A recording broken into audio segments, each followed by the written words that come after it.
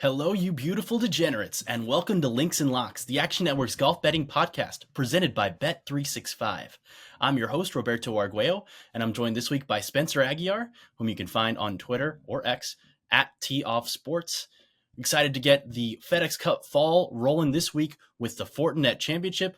We'll have our preview here, where you can find our best bets, our outright picks, our preview of the golf course and what we're weighing in our models more than we normally would. And then we'll get through the rest of our cards before we get out of here. And the next time you'll hear us will be for the Ryder Cup in 2 weeks. So we're really excited to have golf back. The shortest off season in all of professional sports is over. And just in case you're not sure what's going on with the fall schedule this year, with the tour moving to a calendar year next year, this is still the past season on the PGA Tour. And the players who are in the top 50 don't need to play all the players who made it to the BMW Championship. So everybody else will be jostling to stay in that top 125, where after the final of these 7 events, that's locked in. So everybody in the top 125 keeps their card. From 126 to 150, you get conditional status. And then after 150, you get no status. You got to go back to Korn Ferry Tour or you got to go back to Q School.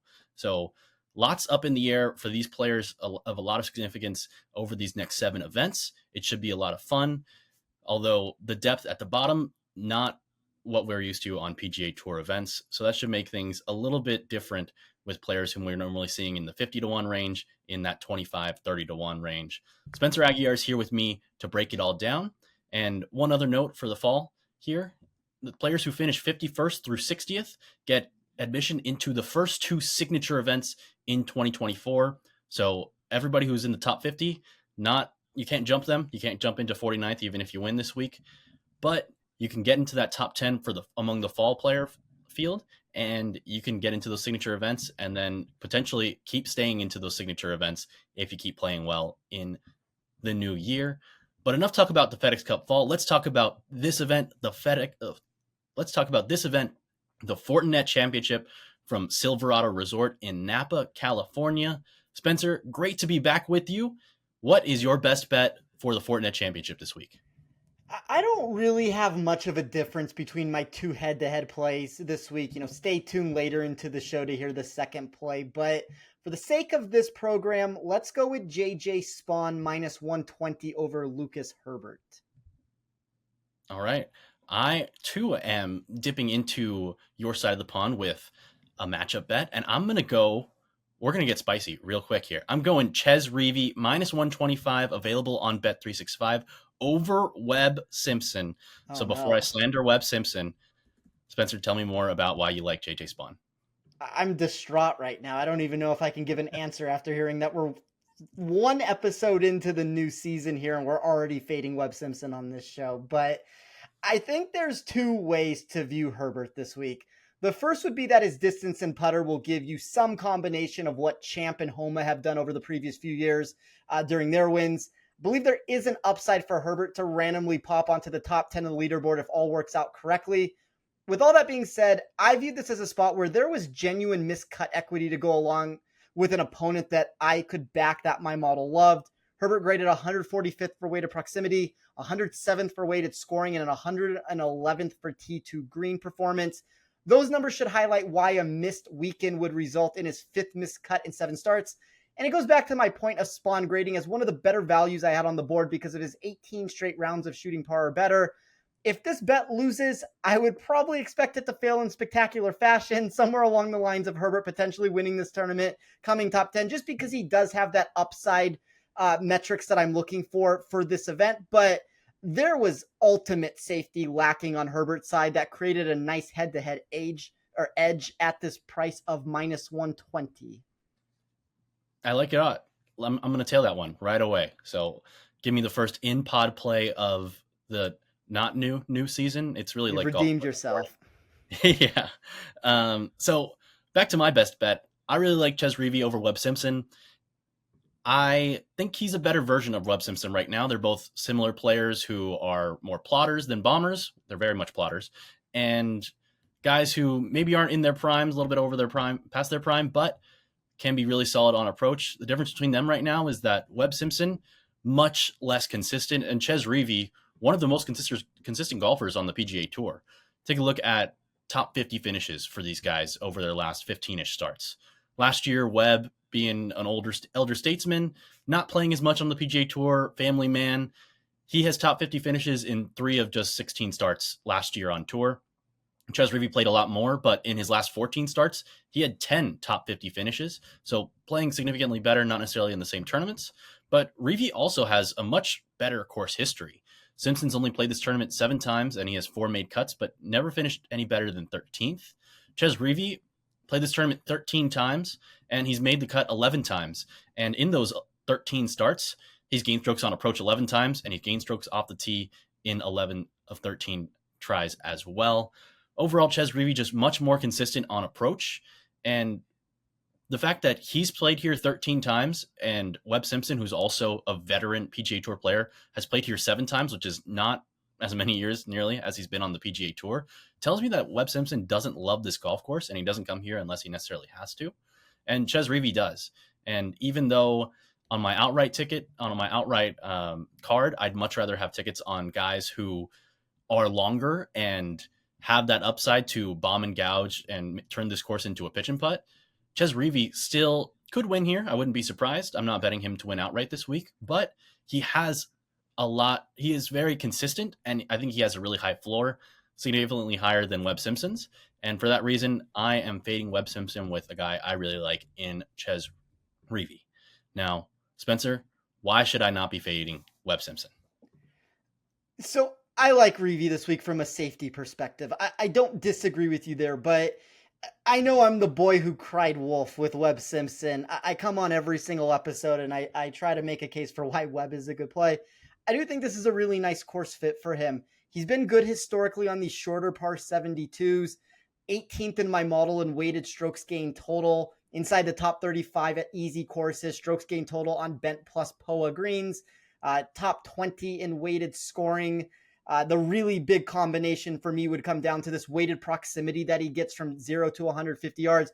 You kind of talked a little bit about this being a bomb and gouge pitch and, putt sort of contest once you get into that range there.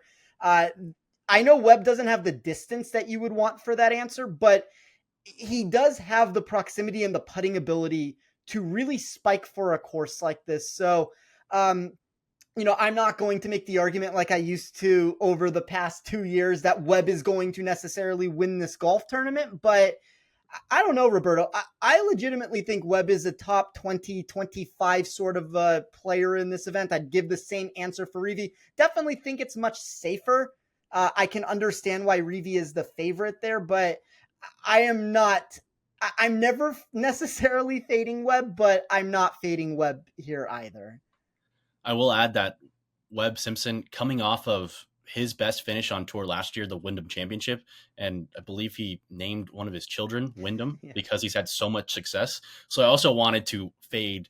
I wanted to sell high on him relatively after that last start with some momentum. Yeah, it makes sense. I mean, the thing is, after he does win this tournament and he names his next kid Fortinet, then this is going to be the new event for him. Well, then maybe I'll have to name my first kid Fortinet as well if he wins this week. We'll see what happens. I'm already naming my first kid Day, so we'll come back to that if needed when we go to our Ryder Cup preview in 2 weeks when Nick's back with us. But Spencer, let's get into your course preview for the Silverado Resort up there in Napa. We've already mentioned how maybe it is somewhat of a bomb and gouge pitch and putt. What do you make of this golf course? Yeah, so Silverado has undergone some restorations over the years, including 2 notable changes from Robert Trent Jones in 1967, Johnny Miller in 2011. Facility also had to take on some additional repairs after fires ravaged the area in 2017 and 2018. Narrow fairways have always been noticeable from a statistical perspective. We see that with players hitting the short grass only 52% of the time. I technically, would say metrics of that nature will push you towards that bomb and gouge mentality. But even more so here, it's a very interesting setup, Roberto, because you get a tree line course. A lot of times that isn't necessarily bomb and gouge, but the biggest difference is you have sporadic spacing of those trees in the rough. Like if you miss to the correct side or you're not just so wayward with your first shot, you're going to have angles to the green. There's going to be some win potential that can come into play. There's various other intangibles that will be needed to find success. I just think for a track that often struggles to find its identity, the rudimentary strategy will likely come down to total driving. That's going to be geared towards distance for all the reasons we've talked about. And then the wedge proximity from 0 to 150 yards. We get a shockingly high 51.2% of shots that are projected to occur from that range. That gives us an 11.9% higher return than your average stop on tour.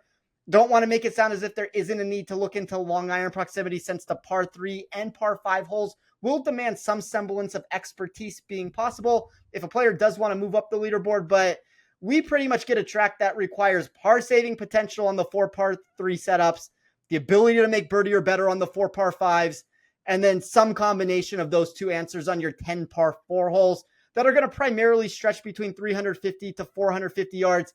That's why we have such a heightened range there from 0 to 150 yards when you kind of just get that same recipe for success, or that same blueprint given to you over and over again.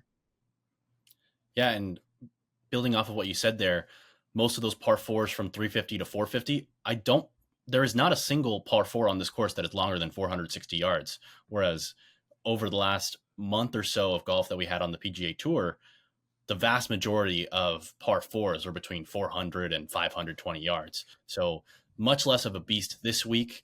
I know you mentioned Johnny Miller, who redesigned this course in 2011. He actually bought the course right before that and then redesigned it and wanted them to bring a major championship out to this course. Yes. Not going to be a major championship on this golf course, but keep trying there, Johnny.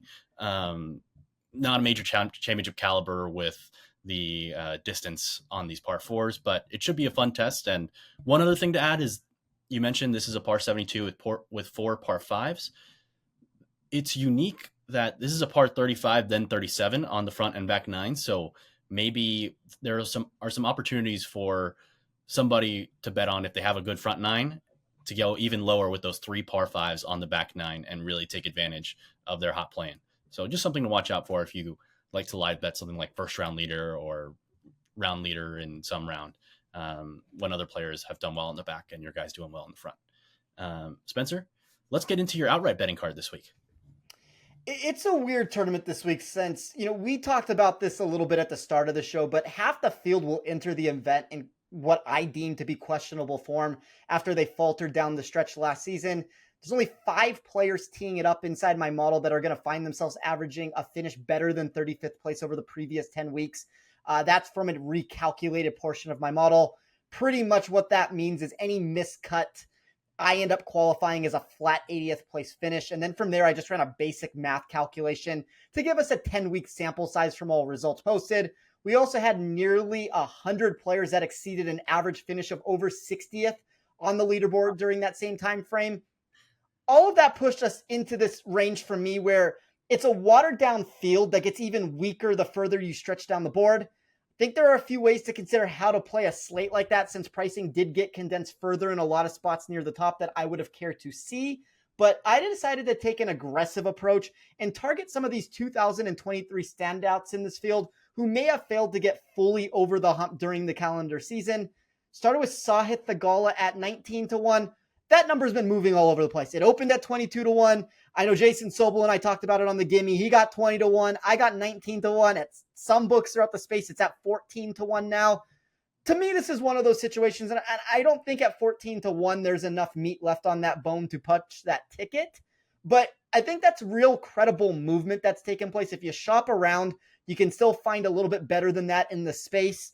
This is a golfer that I think the best way I would say this is, so, it's one thing when you look at his game and you talk about the iron play being a concern, but we get distance here and we get that occasional Spieth-like magic where we see him getting up and down from all sorts of lies. That isn't necessarily a positive on the surface for a course like Silverado, since making birdies in bunches is a prerequisite to finding high-end success. Still, there's something to be said about Theegala's distance plus nature that will allow more room off the tee, since players only do hit the short grass 52% of the time.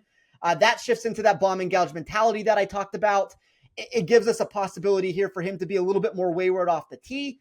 And then the biggest difference goes back to that 0 to 150 yard proximity mark. Theegala's iron play is very questionable. But from that 0 to 150 range, I got an 87 spot improvement for him in weighted proximity. That helped to create a straightforward narrative of scoring potential that ran rampant inside of my model for a golfer that's finished inside the top 15 here in 2 of the past 3 years. Roberto, on this next one, this has kind of been one of the players that I am on quite frequently. I took Steven Jaeger at 30-1 on Bet365 early on Monday. That shifted to 27-1. It's in the 25-1 range right now at a lot of shops. But Jaeger's driver turned into a massive weapon during the season because of his added distance throughout the year. My model seemed to believe that he was the top projected scorer when recalculating these 18 holes here at Silverado. And then the current tee to green production over the last 24 rounds also landed him on top of all entrants in this field. It's going to come down to the putter. The putter does not find success, and that's what we continue to run into problems here with Jaeger. Yeah, the bet is not going to win, and he won't have the outright. But what I really liked is you put him on a fast, firm sort of surface. I'm not saying we're necessarily going to get that there. You talked about Johnny Miller wanting to turn this into a major. I don't think that this course can, but if you want to show that, you have to make this course a little firmer and faster at some point. I don't know if he necessarily can get it as enough to make this, get into the number that he would need here. But if we can get this in that 14, 15, 16 under range, I do think that helps a player like Jaeger in that regard. I took JJ Spawn at 40-1. Spawn ranked third this week when performing at easy scoring venues and generated a tournament leading 18 straight rounds of shooting par or better when running the data over the last 10 events. We've had a couple week break here. You could say that hurts a player like Spawn and even Thagala to an extent that they had to take time off as their games were starting to really click here. But, Spawn kind of hit that mark across the board for me. I think there's hidden potential because of the propensity to score on the par 4 holes between 400 to 450 yards. And then I don't know your outright card yet, Roberto. We have talked about this player so frequently. We've been saying that the fall is the time to bet him. Kevin Yu at 80-1. I'm not necessarily sure that this is the best tournament for him. He loses some of his long iron proximity. And on top of that, I'm not quite so sure he understands that the goal is to make the putt when he gets an attempt.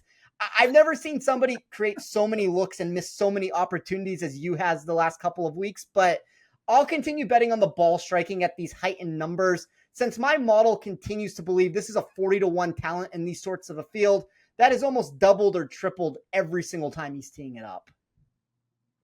I 100% agree. He should be 40-1 this week, and that's why I've got him on my outright card, and I also have bet him at 7-1 for a top 10. You can also find him out there for top 10 at plus 600 in markets that pay all ties in full. So also worth looking at if you have access to those markets. But like you said, Kevin Yu, the ball striking is sublime. Third in strokes gained off the tee so far this season on the PGA Tour. And not only is he a bomber, ranking 27th in driving distance, but he's also relatively accurate and 41st in driving accuracy. So 4th in total driving by the PGA Tour's metric and 7th in strokes gained tee to green.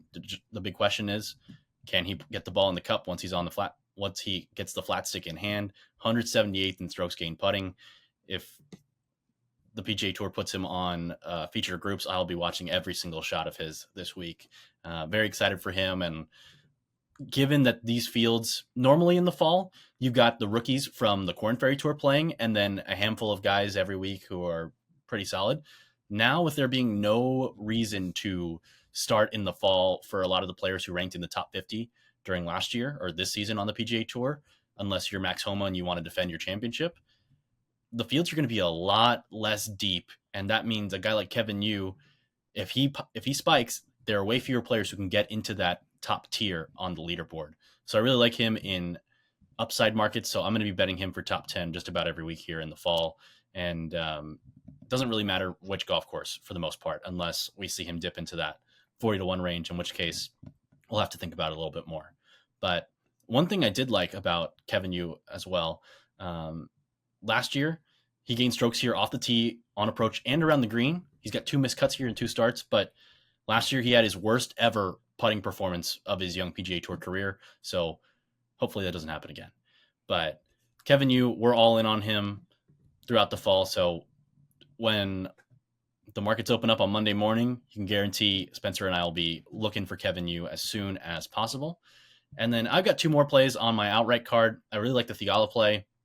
If you got him in that 20-1 range, I got to call the BMW Championship, and he was in one of our feature groups, and he's got that ball striking upside. You mentioned that on approach, it's not always consistent, but he does have upside, and especially in this 150 yard and in range, which will be heightened in importance this week. So really like that play. Didn't get it to jump on him early, so I'm going to let it slide at 15ish to 1. But my other two plays, let's start with Taylor Pendrith. Big buy low spot for him. I think that unlike some players who had form last year or had form this past summer, and the break might hurt them, Taylor Pendrith might need this break more than just about anybody else. He's super talented off the tee, and he's been consistent off the tee. The approach play has not been what it was back in 2022, and the putter's kind of always an adventure with him as well. But he did flash some form at the end of the summer last year in July when he finished in a tie for 14th at the Rocket Mortgage, which is somewhat of a similar course here, and then also 6th at the Barbasol. Once again, opposite field event in the Barbasol, so not great competition, but still just good to see him playing solid golf. He's made the cut both times here in Napa and has gained off the tee both times as well. So he'll give himself chances with his strong play off the tee. It's just what's he going to do from there? It could be a roller coaster. Not a very safe play, but that's why I'm betting him just in the outright market for upside. And then one other guy whom I really like this week, Akshay Bhatia at 40 to 1 on Bet365. He's someone that I thought should have been around 25-ish to 1. And he already has a win on the PGA Tour coming at the Barracuda this season. And that came in California as well, in the Lake Tahoe area. So don't have data from that tournament, unfortunately, but we assume that he putted really well, and he had to make about a 12-footer to get into the playoff with Patrick Rodgers, and did make that putt and then took advantage of a bad break for Patrick Rodgers in the playoff. But Akshay Bhatia is a bomber who has become more accurate off the tee over the last 6 months than he's ever been before. And he's got really high upside on approach as well. And he's played this tournament twice. And we mentioned the putter is one of the bigger question marks with him, but he gained strokes putting in both appearances here. So perhaps he likes that POA bumpy surface more than other players, or maybe it suits his game more. And also last time he played here was in 2021, and he gained strokes in all facets, off the tee, on approach, around the green, and putting. So I really like this fit for Akshay Bhatia, where he can take advantage of his length, and he's relatively accurate with his length, and he's got upside on approach as well. So really like Akshay Bhatia this week, and I think you can bet him in a majority of markets as well. Almost bet him in some matchups, but I'm holding off on that for now. Yeah, I very much considered Akshay Bhatia. I ended up going with JJ Spawn over him. That was the very last cut that I made was Bhatia. But if you look at his statistical profile here, he joined Cameron Davis, Max Homa, and Justin Thomas as the only other players to crack the top 15 inside my model for total driving in proximity to mimic Silverado here. So I think it's a really nice spot for Bhatia. Now, the Taylor Pendrith play, I am afraid he's broken. And I want to preface that with, yes. But I want to say one thing about it. So when I ran a model last year for this event, and I just brought it up because when you mentioned the name, I remember, like, I have a good memory on things, and I remembered that he was up there either 1, 2, or 3 in my model last year. So I wanted to see exactly where my model had him. When I ran this tournament for 2020, number 1 was Max Homa, number 2 was Taylor Pendrith, number 3 was Cameron Davis, 4 was Sahith Theegala, 5 was Hideki Matsuyama. All of a sudden now Pendrith is not performing, and now you're getting some of these heightened numbers in space. If you believe that he can turn his game around, he has the skill set here to make it work. Maybe the couple weeks off for him is what he needed to get back on track. Always been a believer in his game. Really like the distance that he brings for this event. Think it's a good setup if he can get back on track. I think with him, it would be an all or nothing sort of play. So I'm talking about outrights. I'm talking about top 10 sort of wagers. I'm not playing him in a matchup. I'm not playing him as a top 40. I think he has massive miscut potential, which we've seen recently, but you can shoot for the moon on players like him when the upside is worth, like, the juice is worth the squeeze there. So I like Pendrith. I'm worried that he misses the cut again, but I think there's a lot of upside to be found. So the outright bet is kind of the perfect way to attack that. I thought that betting him was like a way of betting a cheaper Davis Thompson, who is in the 45 to 1 range. He's a guy who's also very strong off the tee, and Davis Thompson is better than Taylor Pendrith has been this past season on the PGA Tour on approach. And they both flashed upside, and the putter is always an adventure. But with Davis Thompson being 45-1, I thought Taylor Pendrith was somebody else who could have that upside this week at a little bit more palatable price. Wanted to ask you about one more guy whose upside intrigues me a lot, and that's Taylor Montgomery. Only 2 players beat him here last year in his first ever PGA Tour event. And we know the putter for him is awesome. He's already a top 10 putter on the PGA Tour. The question with him is the iron play. We know he's a bomber off the tee, really struggled over the last few months of the season to find fairways as well. Although in the fall, when he was putting together those top 15 seemingly every single week, when I look here, I think it was 9 out of 10 of the first starts for him on the PGA Tour. He was in the top 15, so just pretty ridiculous start for him, which was buoyed by a hot driver and a hot putter. Do you think this time off maybe helps him out and gives him some upside potential this week? Or is he somebody you're staying away from because of all of the consistently poor approach play? I don't know if it helps him necessarily. It's always a person by person situation. You never know how somebody's going to react to time off. You take somebody like me, I'd probably be better off playing through my struggles and getting back on track. I think taking time off would make a situation worse. I don't know how he's going to handle the situation. I think above anything else, though, you do kind of have to like this course fit for him if you do believe he's going to turn it around. Massive increases in my model in weighted proximity from that 0 to 150 range. 48th in my model over a 2-year perspective. When you just run all baseline proximity numbers, he's 120th overall. So massive jump with him in that regard. He's going to have that at least enough distance to that we're talking about here. He's inside the top 40 of my model for distance.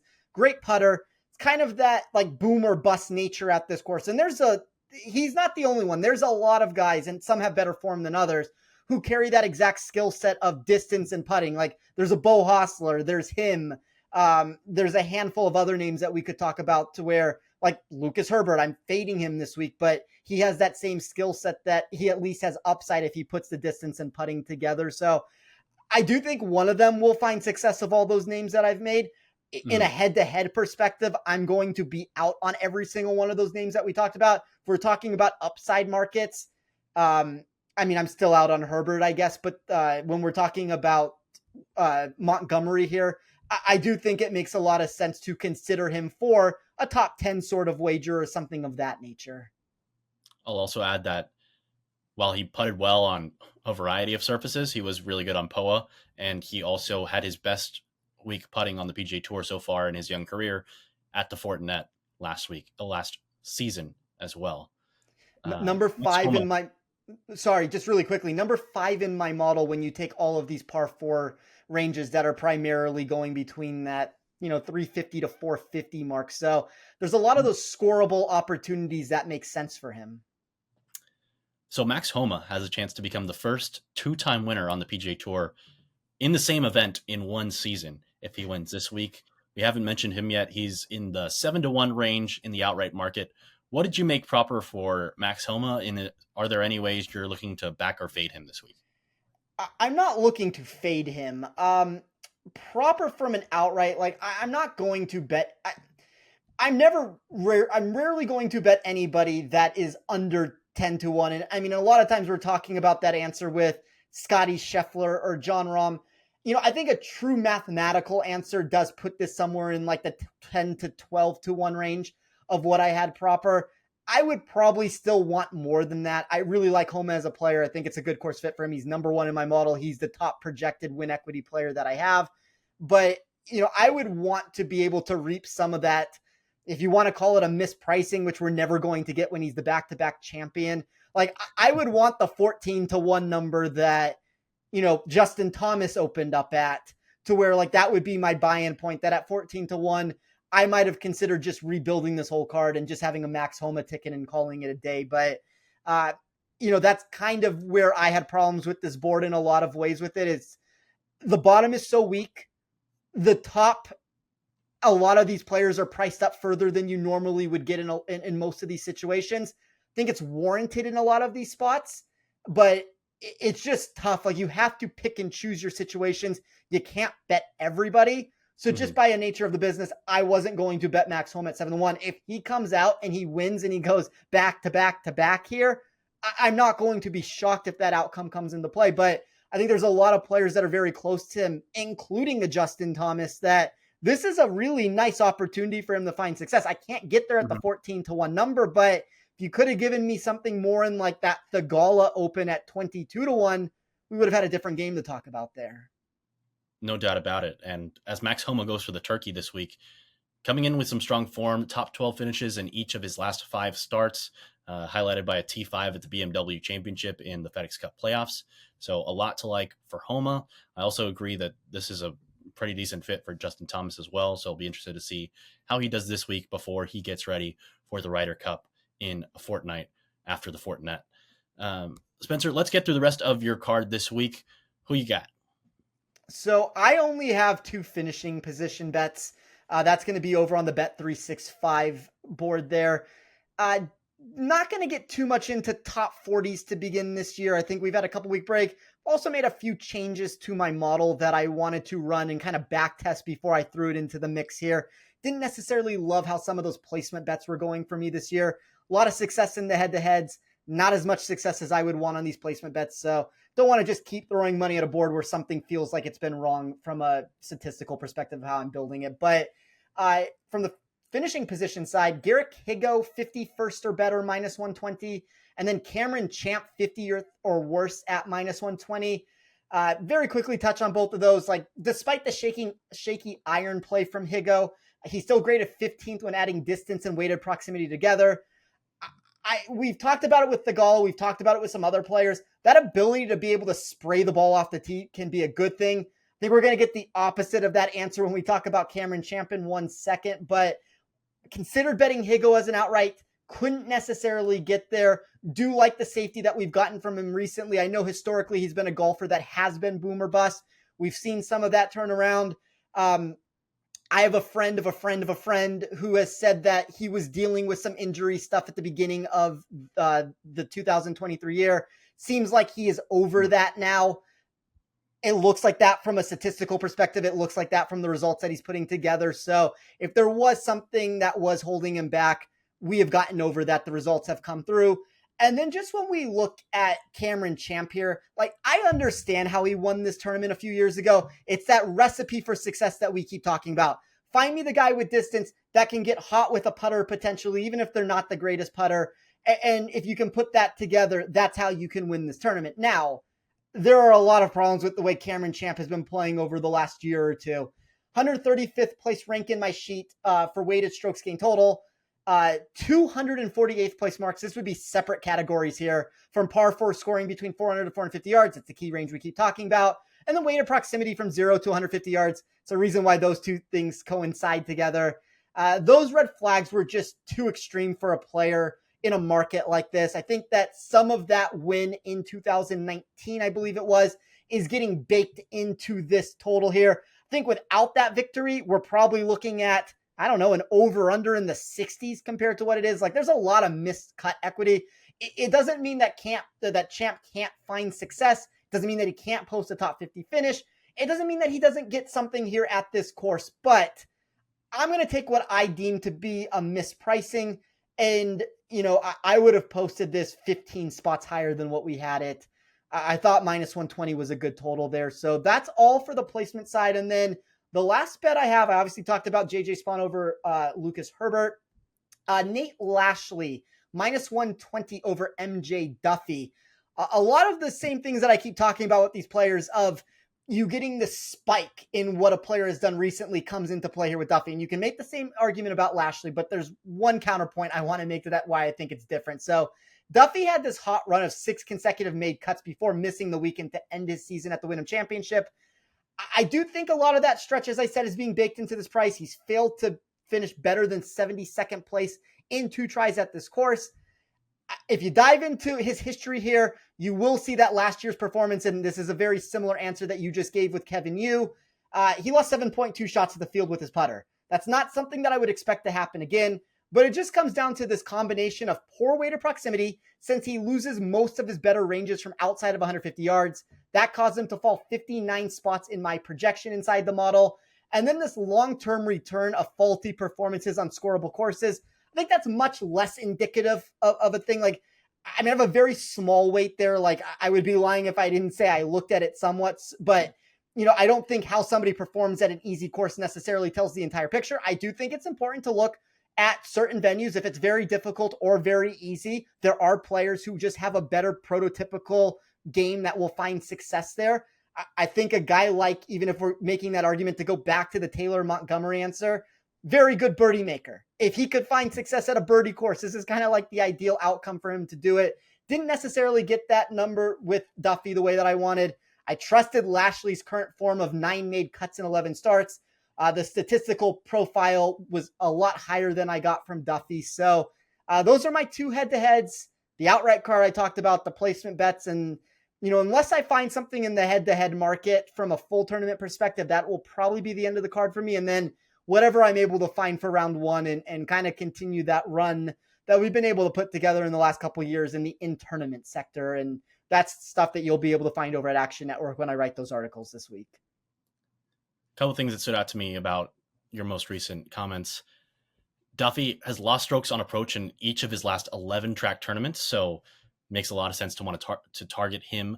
And he's a bomber and Lashley's a plotter, so interesting that we actually get a matchup available between those two different types of players when don't normally get that. And then Garrick Higgo, 51st or better, was actually the first bet that missed my card, so I'm popping it back into my card. So thank you for that. I like Garrick Higgo. Hadn't heard about the injury stuff, so that's interesting. And know that he has been working with the new coach, and that's helped a lot with his driving. So I like Garrick Higgo. The approach play was kind of what scared me off. I also was considering him for an outright, but I wasn't quite sure what to do with that. And one of the first questions I was going to ask you after we got through our cards was about Garrick Higgo. So glad we went through that, read my mind. I'm in on Garrick Higgo 51st or better. And looking at the rest of my card, I mentioned I have Kevin Yu plus 700 for 10th or better. And then I've also got one last play, and that's on your boy Steven Jaeger over Bo Hostler at minus 125. You pretty much tee me up on this one perfectly, where you mentioned that guys like Bo Hostler, who drive the ball really well and putt really well, have upside, but don't want to back them, especially in markets with safety because of the roller coaster on approach. And that's exactly why I'm betting Jaeger over Hostler.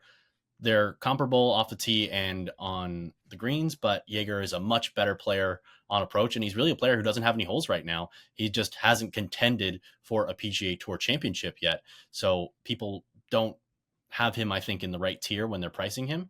And I like that we can get him against Bo Hostler for pretty much even money at minus 125 on Bet365. And also, Hostler's strong history at this golf course has really been buoyed by a strong putter.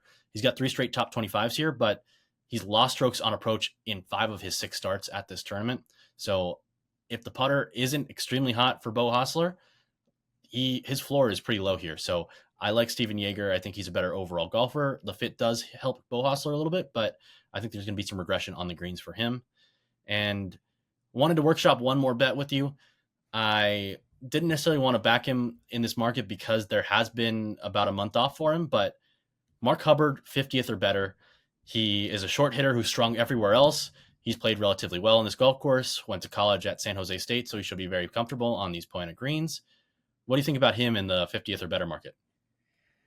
I guess my only concern would just be the current form that he had before this. It's kind of what we keep talking about, that there are so many unknowns of how a player is going to react to time off. 23rd in my model from an overall rank sense. Even from a safety perspective, he was 25th overall, which I think the key to that answer, and that's because it liked him so much from a statistical perspective. Like, if you look at what he has done recently, I'll read these off very quickly. At the St. Jude, 66, missed cut at the Wyndham, missed cut at the 3M, obviously a 10th place finish before that. But a lot of times inside of my model, that would really hurt. So, and specifically too, I looked at some of those more recent results more than ever. Like, I always run a weighted calculation when I look at current form. And I went even more so over those like last 5 weeks of tournaments. I expected that to hurt a player like Hubbard from a safety perspective more than it did. I was surprised to see him land inside the top 25 for me. I think that's an interesting reason to like him in the bet that you had. I still have concerns just because of what we've seen, but yeah, like him, Reeve, players like that, and it doesn't mean that they can't win, but players like that, I think that they're more likely to be the guys who come in like 22nd place than the player who necessarily wins the tournament. I still think that whoever ends up winning this has some combination of distance and gets super hot with the putter. I think markets like a finishing position, a top 40, some of these head-to-head bets, it's kind of one of the reasons why I took Lashley there too. I think those are much, and even, I know Higo has that distance, but that's kind of the reason why I've gone in some of those directions for some of those plotters like a Hubbard, as you did with a Reeve. I still like Webb Simpson for that reason, but I don't know if those guys can necessarily win this tournament at the prices that you have to pay. But for a finishing position bet, sure, it makes sense.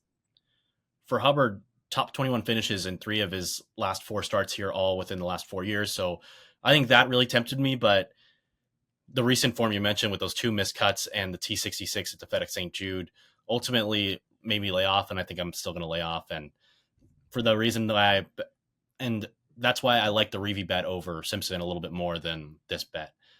So I'm going to lay off Mark Hubbard 50th or better, but maybe we find a chance to back him in the tournament somehow, maybe in a matchup against some other player for one round. I could see that definitely being something I have noticed historically over the last year. I've had a lot of one-day matchups with Mark Hubbard. I think he's consistently priced in the wrong tier. It'll be interesting to see if that happens again. Wanted to get your thoughts on a couple other players whom we haven't mentioned. Not going to go completely down the board like we normally do in our rapid fire segment, but Doug Gim, guy who's playing really consistent golf before the mini off season. Any thoughts on Doug Gim this week? I do have thoughts on Doug Gim. If he has been a golfer that has been so volatile over the last couple of years. He closed the season with 8 made cuts in 9 starts. That was highlighted by 7 results landing in the top 35 of those fields. If the often boom or bust profile has become steadier for him, he does have a lot of playability in any market, including DFS here. So my model really liked him. I think you can consider him on Bet365. I don't remember exactly what the over-under was for him. I think it was 46th or 47th. That was like the first bet for me that missed my card, that I was going to take him better than 46th or better than 47th. 45th. So it's moved a little bit. I think that's correct movement, and I would be curious to compare that to some of his top 40 prices to see how big of a discrepancy that there is right now in the market there. But that's kind of the range where I would expect him to be able to, if he puts together another one of those steady finishes, like top 15 for me in pretty much every iteration of how I ran my model. Going to be very popular this week for DFS. Maybe this is more so the way that you want to get exposure to him, just if everybody's going to play him, because I still worry. There's still part of me, and that's the reason why I didn't play Higo and Gim together here. Like, I know the results have been promising recently. I still worry that we go backwards at some point, and the volatile nature of both of those two guys comes back to the forefront here, because that's the most dangerous thing, Roberto, as a gambler, is any single time that you overreact to how somebody has been performing, you always end up jumping into a market that has already moved against you. And that's when you get wrong prices. You overpay for some of these things. You lose your built-in ROI that you were getting. Like, it was one thing for anybody out there who jumped on Doug Gim when he was, 2-1 or above to land in the top 40. It's another now when you're, and I don't have the exact price up in front of me right now, but I'm going to assume based off of this, he's probably in that plus 100 to like plus 120 range. It's a much different bet at that number there. So I would just be very cognizant of that factor and know that you're still buying into a volatile golfer, even though my model does like him a lot. Completely agree with all that. What else do you think about Eric Cole? Eric Cole is the guy that my model can't ever seem to get off of every single week. 10th in my model for weighted scoring. The metrics always look very stout across the board just because he is such a great iron player with the ability to make putts. I do think that this wide open nature here probably helps him a little bit off the tee. We've talked a lot about him not being necessarily long, not necessarily being straight, kind of having some problems with the driver there. If this is just some wide open venue, I don't know if he necessarily has enough distance to win this event, but I'll say this, Roberto, the upside numbers in my model, despite all that, still really liked him. And like, I didn't get there on an outright ticket, 80th in distance, 95th for accuracy, 94th overall when I looked for that weighted total driving mark, but big increases when you throw in the proximity marks there. I still think he's another golfer too. We've talked about that a lot with Jaeger, and I think Jaeger has more upside. I think Cole gets disrespected most weeks in a lot of these markets. So unlike Jaeger, who finished 56th in the FedEx Cup standings, who needs to continue playing well and stay in that top 10 among the players who did not make the BMW Championship, Eric Cole did make the BMW Championship. He doesn't need to play in the fall because he's already into those signature events. He's playing here because the He's dude plays golf every week. He is crazy good at golf. He knows he's really good at golf. He's just a competitor. I love Eric Cole. I love everything about him except for sometimes seeing a little bit too much of his ankles. But overall, he's a dog. And if he wasn't playing this week in this tournament, he'd be playing in some other minor league professional tour event, probably somewhere in Florida. He is a Sunshine Tour legend.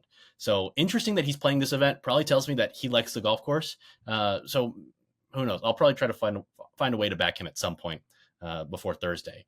And one other player I wanted to touch on is Justin Suh. We haven't talked about him yet today. I'll get you out of here on Justin Suh. Any thoughts about him or ways you might want to back him or fade him? I don't know if there's any. I don't know if I'm going to have any exposure to him in general. A very fringe top 30 player for me inside of my model. Technically, that would make him slightly overpriced. I think in the ideal matchup, which I have not seen the ideal matchup, maybe you could convince me, like if I'm directly comparing names here, like we'll go to players that I think are very similar in prices here. I would rather play Akshay Bhatia.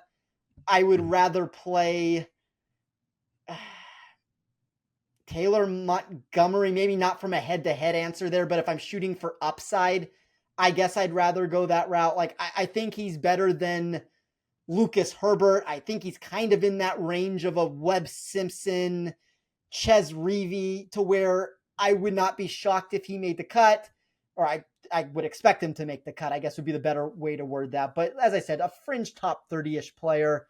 Not necessarily enough for me to want to get exposure to him, though. He's kind of just one of those guys who's there.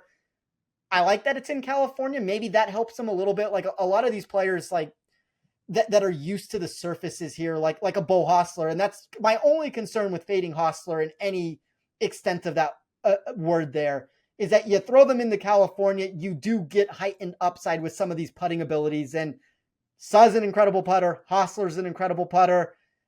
It's not going to be some massive aberrational result if Suh and Hostler go like 1-2 and gain 7 strokes with their putter. And I'm talking about from like a putting perspective. They're not necessarily to win the event, but if they're like 1-2 with each gaining over 7 strokes, I think that's definitely something that can come into play. So I'm not looking to take any of those guys on for that reason. I'm not necessarily looking to back a Justin Suh, but that would be my 2 cents on the situation. I know that when I talked to Jason Sobel, he really likes Suh this week. I have some other people that I respect that were on Suh also.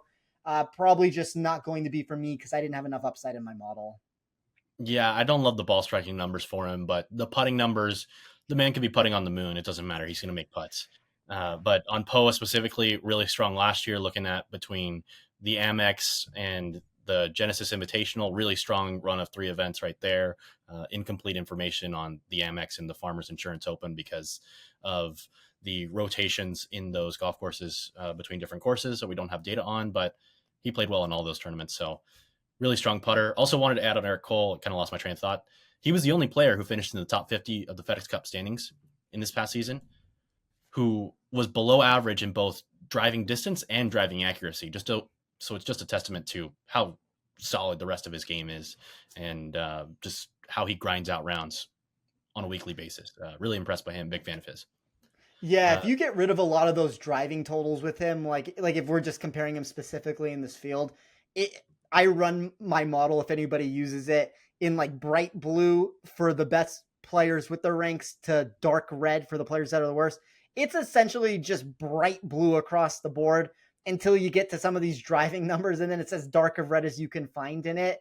But I think that kind of shows what Eric Cole is as a player. He's immaculate in every sense of the game that does not involve the driver. And my hope would be that one of these wide open natures like this propels him for a tournament. As I said, couldn't figure out a way that I wanted to bet him. Maybe that ends up coming from a head-to-head answer, maybe from an in-tournament perspective here. We'll see where he's priced and what players he's against. But yeah, I mean, there's a lot to like about Eric Cole. Like, markets are still too low on him. Agreed. And as a reminder, the Links and Locks podcast is proudly presented by Bet365, the world's favorite sportsbook brand. Sign up with promo code ACTION, that's ACTION, to get Bet365's exclusive sign-up offer. Bet $1 on any game and get $365 in bonus bets. Must be 21 or older. Offers available in Colorado, New Jersey, Ohio, Virginia, and Iowa in the U.S. Gambling problem? Call or text 1-800-GAMBLER. That bonus, by the way, up from $200 in our past episode to $365. So be sure to take advantage of that. Spencer, where else can the people find you this week?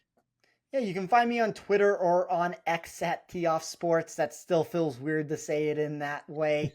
I'm going to have, as I talked about, a round one article that will come out over on Action Network on Wednesday. Did the gimme this week with Jason Sobel over here on Action Network. A lot of the plays we talked about here, a little bit different reasons for why I gave some of those plays. So if you want like a secondary deep dive into those plays, you can figure out why I'm on those. And then, as always, if you want to use my model, if you want to look at my model, if you ever want to run any of those numbers for yourself, I have my own database that I release over at Rotoballer. It's my prize and jewel of everything that I run every single week. So be sure to check that out if you haven't already. It's super cool, and you can adjust the weighting as well. So I highly recommend it. It's very much worth the money. And I know Nick also built his own model on top of what you put out there. So it's really valuable for all of us here as well. Nick's not here this week, but you can find him on Twitter at SixPicks. That's Sticks with an X. He's got a bunch of NFL stuff going on, and he's also going to be diving back in for the Ryder Cup pod with us in 2 weeks. So very much excited to have him, and be sure to check out his stuff there on Twitter. You can find me on Twitter at Roberto8213. I'll have a first round leader article coming on Action tomorrow. And then I will also be hopping in on some best bets for college football. My Cardinal are hosting an FCS team this week in Sacramento State, where we just hired our coach from. So hopefully they get lines up on that in the next couple days, so I can get those out before Saturday, because FCS lines have not been going out until Saturday mornings a lot this year. So be sure to check that out. Stay tuned for Action Network for all of your gambling needs, whether it's the NFL, PGA Tour, college football, a bunch of great stuff from our crew, making everybody money in all types of markets. So be sure to check it out. Want to give a huge shout out and thank you to everyone who makes this podcast possible, especially our producers, Noah, Sophia, and Matt. And here's to hoping that our picks age like fine wine this weekend in Napa.